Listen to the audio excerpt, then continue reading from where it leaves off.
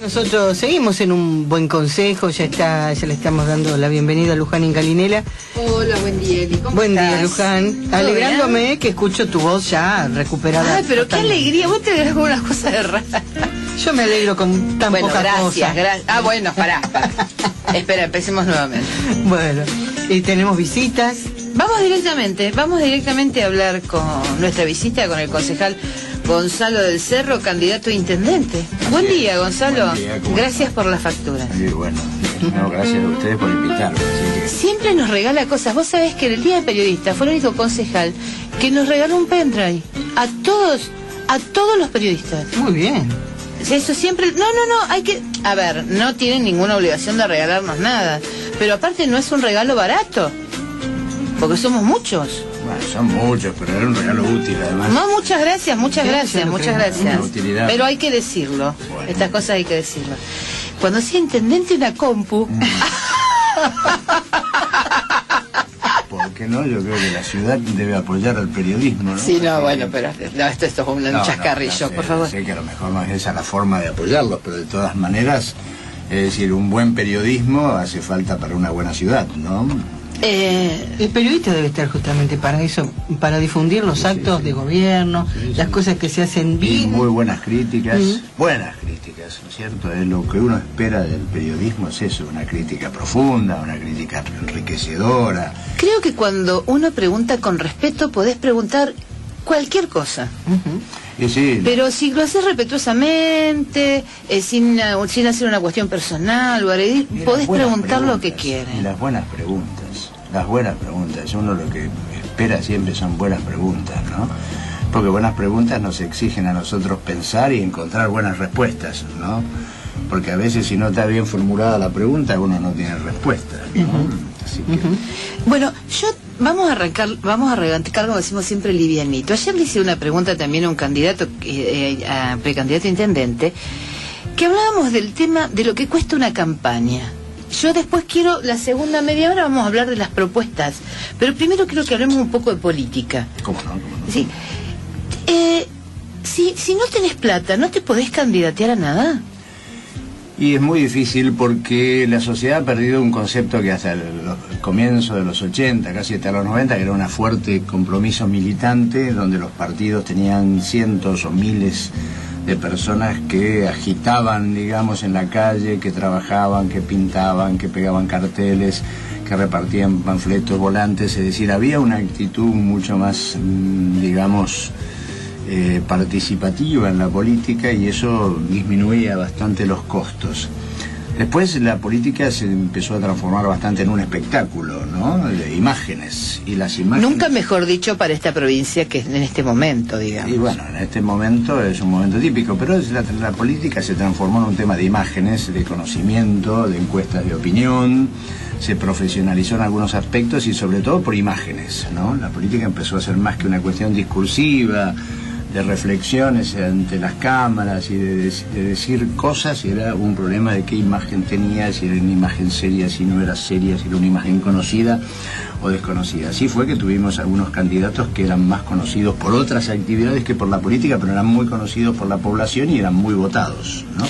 Una tendencia que todavía existe, porque uno ve cómo se buscan figuras de otros ámbitos, como para, digamos, tener un punto de partida. Bueno, ella es conocido por la opinión pública, es un hombre del fútbol, o es un hombre del teatro, o es un hombre de algunas actividades así muy masivas, que parte en la carrera política con un alto grado de conocimiento público. Sí. Entonces, sobre ese alto grado de conocimiento público se asienta después un discurso político en una figura ya conocida, y que muchas veces es una figura respetada, es una figura querida, y de esa manera esos discursos emitidos por alguien que es querido y conocido tiene una llegada más profunda, tiene una llegada más rápida. La otra pregunta... Es decir, hace falta plata en este. Sí. Y no es barato. No es barato. La otra pregunta es, por ejemplo, yo estoy leyendo aquí, en la portada del diario La Capital, en la tapa, casi al pie, dice: Ubey se jugó por Perotti y fustigó a los K. Yo tengo información que Obey, hasta no hace muchas horas, menos de 100 horas, estuvo conversando con el PRO. Es más, entonces esto te quiero preguntar. Todo va, es decir, no importa la doctrina, la camiseta, es decir, ¿hay que agarrar un lugar? Bueno, doctrina y camiseta. El peronismo siempre tuvo alianzas con el conservadurismo. Es decir, que Obeid hable con el PRO no es una sorpresa. Pero le regaló un libro a Fidel Castro, un poco más, ¿se va a vivir para allá? Ah, bueno, esa sería otra cuestión. Pero electoralmente el justicialismo siempre hizo alianzas con los conservadores.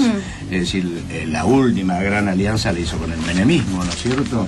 Donde las figuras, digamos, importantes de Álvaro Alzogaray en sus comienzos y después de María Julia Alzogaray, que eran figuras emblemáticas del conservadurismo y de la aristocracia argentina, pero antes también lo había sido el conservador popular Solano Lima, y antes hubo otras figuras del conservadurismo que siempre tuvieron alguna alianza con el justicialismo. ¿Sabes lo que recordaba ayer? Justamente dijiste María Julia Alzogaray, que en propuesta republicana del partido de Macri, el Jorge Triaca, hijo, es diputado por el PRO.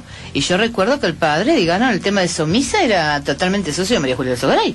Es decir, el representante de los trabajadores, que entre otros. Entre otros. Ahora mismo, en estos días, como consecuencia todavía derivada y no finalizada de esos aspectos del neoliberalismo, tenemos en la opinión pública reflejada la participación de Pedraza en empresas, ¿no es cierto?, que cumplen servicios en las cooperativas, sí. ¿No es cierto? Es decir, u otro, digamos, gremialista venido a empresario.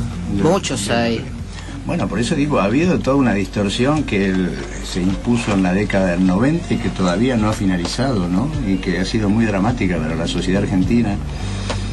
¿Y qué precio caro paga el pueblo, no? No estoy hablando de plata, es decir, estoy hablando de hambre, de ignorancia. Mucho más caro que la plata, no solamente de hambre, de ignorancia, de falta de trabajo, sino de inseguridades múltiples. De inseguridad en el trabajo, de inseguridad en la salud, de todas las inseguridades que se derivan de no tener un trabajo estable, un trabajo protegido por leyes, ¿no? Un trabajo amparado por contratos, un trabajo amparado por instituciones, por la ley, por el derecho, ¿no? Que cuando nosotros hablamos de instituciones estamos hablando de las leyes, ¿no? Que uno tenga derechos significa que uno tiene leyes claras a las cuales uno puede apelar para defenderse, ¿no?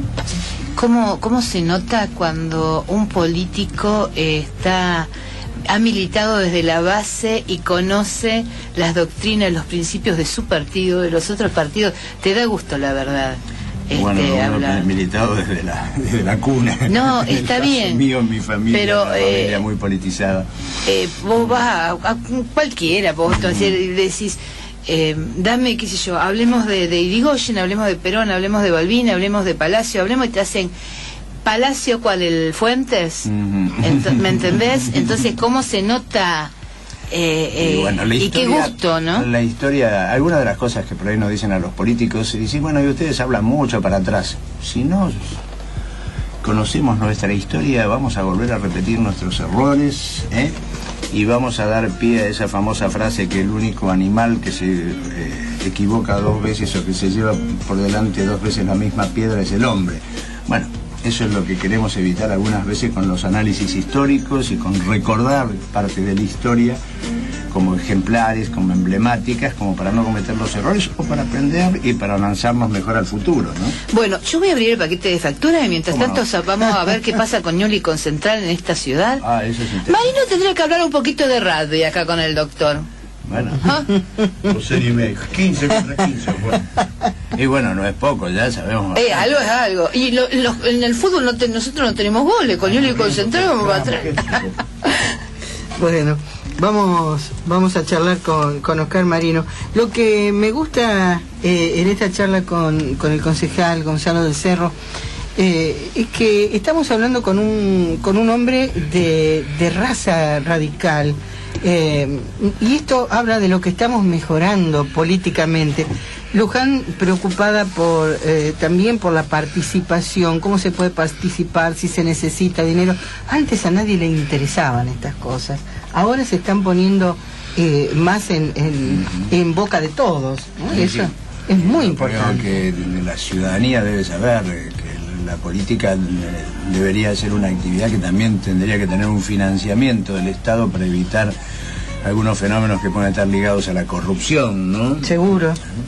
Entonces tendríamos que pensar los argentinos en forma inteligente de qué manera financiamos una actividad política racional, moderada, ¿no es cierto?, como para que el Estado se pueda hacer cargo, pero que pueda apoyar de esa manera para evitar algunos fenómenos ligados a la corrupción de la política, que son otro aspecto que también preocupa a la ciudadanía y la preocupa mucho, y por suerte es uno de los aspectos que más la preocupa, pero de los aspectos que menos pensamos en cómo resolverlo, ¿no? Una forma de resolverlo sería un financiamiento racional de la política, ¿no? Y seguro saldrá esto de alguna forma porque hay preocupación, ¿no? Es un tema que todos los países, ¿no es cierto?, desarrollados lo enfrentan, lo afrontan, con un gasto estatal que está previsto como para que los partidos tengan una base de financiamiento que les permita pensar y ocuparse de las cosas públicas, ¿no? Seguro. Que Diego pregunta, estimado Gonzalo, ¿cómo ve usted a los barrios de Rosario? ¿Cómo veo los barrios? Bueno, es decir, lógicamente que cualquiera que es progresista no puede decir que los barrios están bien. Por supuesto que los barrios, hay barrios viejos que están regulares y hay barrios nuevos donde hay una gran falta de servicios, ¿cierto? Pero bueno, la ciudad se está expandiendo, toda la zona oeste, sudoeste y noroeste, que está en mucha expansión, es una zona con fallas críticas, con aspectos críticos que hay que tratar de resolver, básicamente como para que se pueda tener una vida ciudadana. Las cosas que se están faltando en esos lugares son obras de salubridad básica, como es cloacas, ¿no?, que es una obra de salubridad básica, y sobre esa después se podrá enfrentar ya el tema del pavimento. Una vez que se enfrente el problema del pavimento, vamos a resolver el problema de la accesibilidad, del transporte, que es otra cuestión básica para todo barrio. Es decir, creo que la generalización de decir todos los barrios de Rosario es un poco una generalización que no permite hacer un diagnóstico preciso y las diferentes historias de cada barrio, pero en general, como digo, los barrios nuevos de la ciudad tienen todavía fallas muy importantes, algunas que no deben ser atribuidas solamente al sector público. Durante la privatización justicialista de los años 90, Aguas Argentinas, que era el encargado de hacer todo el sistema de cloacas, nunca lo hizo porque no se cumplieron los contratos, porque no se cumplían los precios y porque no se cumplían los controles del Estado en las inversiones, de manera tal de que el gobierno provincial y los gobiernos municipales de grandes ciudades como Rosario y Santa Fe heredaron toda una etapa de desinversión que ahora hay que empezar a tratar con esta Argentina que está creciendo y que está recaudando un poco mejor. Tenemos que tratar de cubrir ese bache de más de 10 años de desinversiones, ¿no? Permíteme que te cuente una anécdota, porque yo trabajé en ese proceso, trabajé en la empresa. Cuando llegó Leonés de Sceaux, que llegaron los franceses, que están todo, el día que llegaron a la empresa fue como SWAT. Tomaron así la empresa, entraron, a la noche bajaron el cartel del hipo, pusieron aguas provinciales. Fue muy doloroso para el personal, pero bueno, había que adecuarse. Mientras estuvieron los franceses, las cosas iban funcionando. Cuando al año dejaron a lo que ellos denominan los nativos, no funcionó más nada. No sé por qué. No, pero bueno, ahí hubo un proceso que las tarifas estaban ligadas a una suma mensual anual de actualización según el valor del dólar y según las tasas internacionales. Sí, es verdad. Cuando el gobierno decidió no aplicar el aumento de tarifas, lógicamente esas empresas iniciaron la retirada, sobre todo la retirada de las inversiones. Pero hay juicios en el CIADI que... Hay juicios... No sé cómo los defienden si las obras no se hicieron. Es decir, Siempre gana el Bueno, ellos reclaman el costo de las tarifas no percibidas. Es ¿no? algo así como 420 millones de dólares, una cosa así reclaman. Me parece que llega a algunos miles. ¿Algunos miles? ¿Ya estamos en miles? Y puede ser que estemos en miles, la decía Adi, porque aparte de aguas hay otras, ¿no? Del Estado Nacional. Aguas de Aconquija. Y Leonel de Sot. Leonel de Sot tenía aguas de Aconquija, todo porque era también un negocio en donde a los trabajadores se los entregó acostaditos, así. Y bueno, como la mayoría de las privatizaciones, ¿no? Que fueron todas medidas que fueron bastante inconsultas. Acuérdense los paros que se le hicieron al gobierno del doctor Alfonsín cuando decía que iban a privatizar, ¿eh? Una vez que vino este señor que fue muchos años secretario de la CGT, cervecero, ¿Saúl Ubaldini? Saúl Ubaldini. Hizo una marcha de San Nicolás a Rosario porque el gobierno del doctor Alfonsín había osado intentar privatizar digamos, Somisa. Y hizo una marcha, hizo uno de sus tantos paros generales y después esos mismos señores no solamente participaron de la privatización en la decisión, sino participaron del negocio de la privatización. Quedaron con parte del negocio. Por supuesto, por eso digo, pero algunas privatizaciones que se iban a hacer a través del Estado Nacional y a través del Congreso Nacional, y que el Estado Nacional iba a seguir teniendo una mayoría del 51%, bueno, fueron regaladas al sector privado. Pero te voy a comentar algo. A mí me gusta hablar así de estos temas. El día que se votó la ley de concesión de aguas, el bloque radical no entró al recinto. Sugestivo. Bueno, no entró porque no participaba de esa forma, ¿no? Es decir, hay que ver por qué, cuáles eran las condiciones. Mira, creo que el único que estaba, que no, si no me falla la memoria, era Eugenio Malaponte, que dijo yo voy a entrar. Que Eugenio Malaponte, que hace rato Eugenio falleció. Creo que Eugenio Malaponte estaba. Bueno, el consejo en ese momento era un consejo típicamente usandillaguista, ¿no? Sí. Y no nos olvidemos que Usandillaga también... Estamos hablando de la Cámara de Diputados, ¿eh? No, estamos hablando de la Cámara de Diputados de la provincia. Cámara de Diputados provincial. Sí. No me acuerdo por qué no habrá sido que entró, pero no entró el bloque.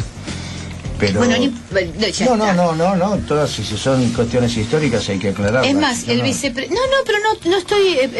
lo estoy contando como hecho anecdótico, puede ser muy criticable a lo mejor en una provincia, ¿no? La posición del partido siempre fue muy clara desde el punto de vista principista, cómo debían hacerse las privatizaciones. Eso no quiere decir que en todas las provincias el radicalismo se haya comportado de la misma manera, ¿no? Seguro, aparte después... Si acá hay que hacer algunas críticas, hay que hacerlas. No, pero yo te estoy contando... me gustaría que las hagamos, ¿eh? No. Sí, pero vamos a tener tiempo. Ahora, yo quiero centrarme ahora en...